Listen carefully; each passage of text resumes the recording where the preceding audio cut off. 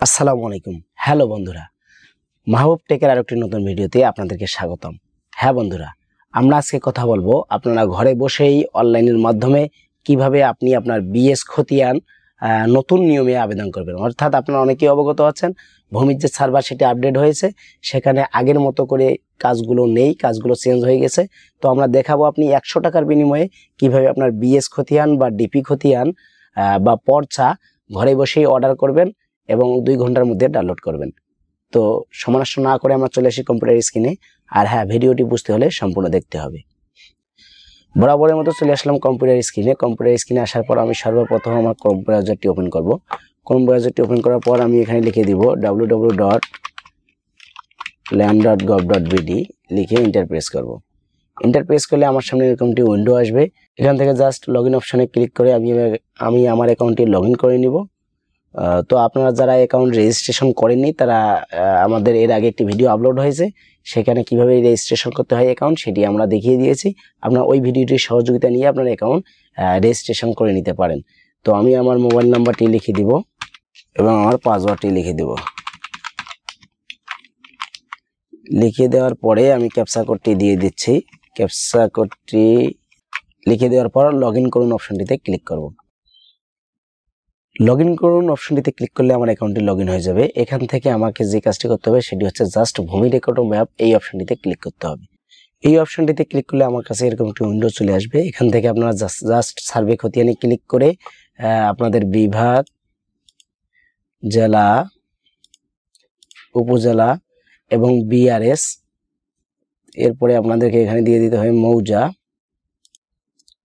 মৌজা দেওয়ার পরে আপনাকে এখানে খতিয়ান নম্বরটি দিয়ে দিতে হবে। আমি খতিয়ান নম্বরটি দিয়ে দিচ্ছি। খতিয়ান নম্বরটি এখানে লিখে দিয়ে খুঁজুন অপশনটিতে ক্লিক করতে হবে, তাহলে কিন্তু আপনার খতিয়ানটি চলে আসবে।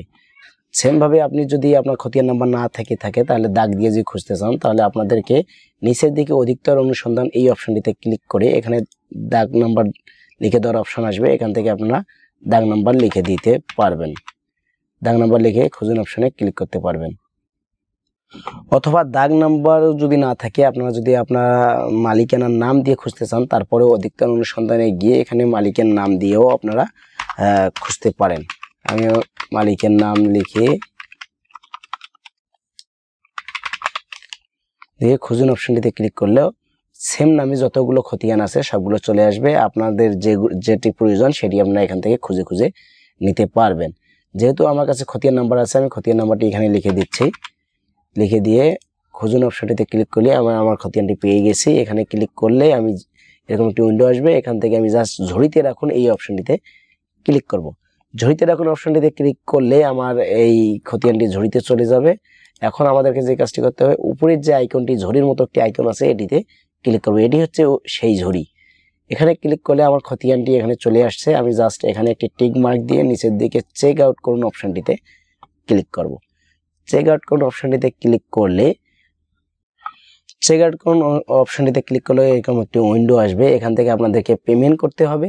পেমেন্ট করার জন্য আপনাদেরকে 100 টাকা পেমেন্ট করতে হবে। এখন আপনি এই খতিয়ানটি অফিস কাউন্টার থেকে নিতে চান না ডাকযোগে নিতে চান, তো এখানে আপনাকে চয়েস করে দিতে হবে অফিস কাউন্টার কিংবা ডাকযোগে।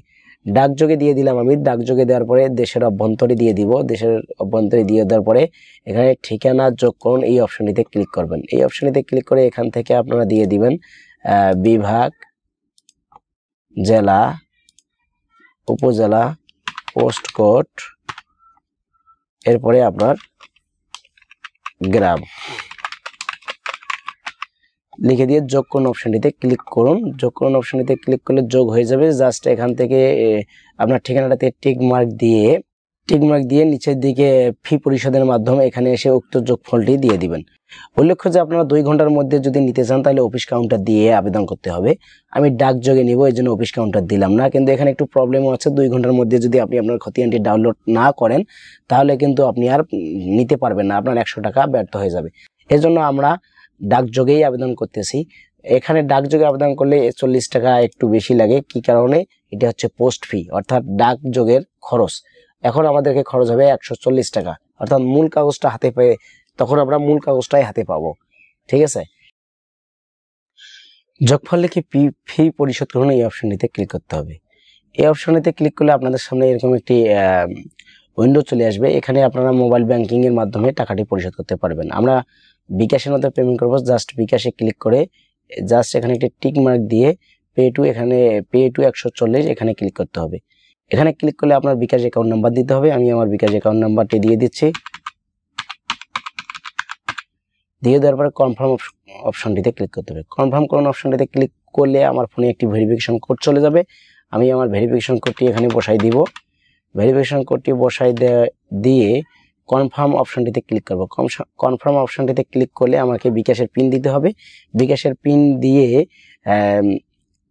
আবারও কনফার্ম করতে হবে। কনফার্ম করলে আমার আবেদনটি কমপ্লিট হয়ে যাবে। এখন আপনাদের হাতে কিছুদিনের মধ্যেই ডাকযোগে আপনার বিএস খতিয়ান বা পর্চাটি সেটি কিন্তু চলে আসবে।